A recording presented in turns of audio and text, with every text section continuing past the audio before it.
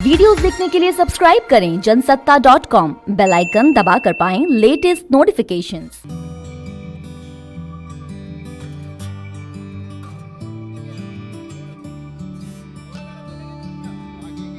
बॉलीवुड में मौसमी चैटर्जी को एक ऐसी अभिनेत्री के तौर पर शुमार किया जाता है जिन्होंने 70 और 80 के दशक में अपनी रुमानी अदाओं से दर्शकों को अपना दीवाना बनाए रखा। मौसमी चैटर्जी जिन्होंने अपनी खूबसूरती और सादगी से तो लोगों का दिल जीता ही, साथ ही अपनी कॉमिक टाइमिंग से खूब मनोरंजन किया। उन्होंने 1967 में फिल्म बालिका वधू से हिंदी सिनेमा में कदम रखा था और इसकी शूटिंग के वक्त मौसमी 5वीं कक्षा में थी। उस वक्त शूटिंग के शुरुआती दिनों में उन्होंने क्या क्या झेला, मौसमी चैटर्जी ने इसका खुलासा बातें अनकही में कई बार किया। बालिका वधू की शूटिंग के अनुभव को साझा करते हुए मौसमी चैटर्जी ने बताया था, मुझे सेट पर कान पकड़कर खड़े रहने की सजा दी जाती थी क्योंकि शूटिंग के शुरुआती 2 दिन मुझे बहुत भाव मिला था, लेकिन तीसरे दिन मुझे लगने लगा कि ये रोज चोटी बनाकर मुंह पर लीपा पोती करके बैठा देंगे।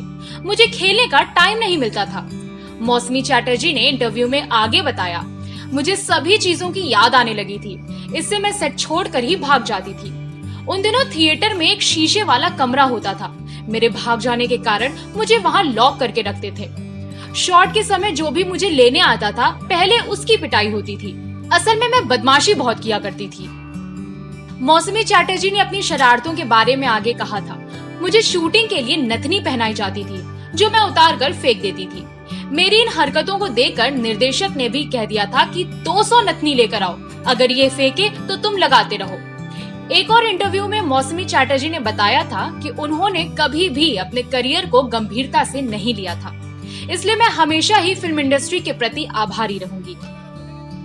मेरे सभी सहकर्मी, चाहे वो निर्देशक हो, निर्माता हो या फिर एक्टर हो, वो सभी जिन्होंने मुझे फिल्मों में काम दिया, हमेशा मैं उनकी आभारी रहूंगी।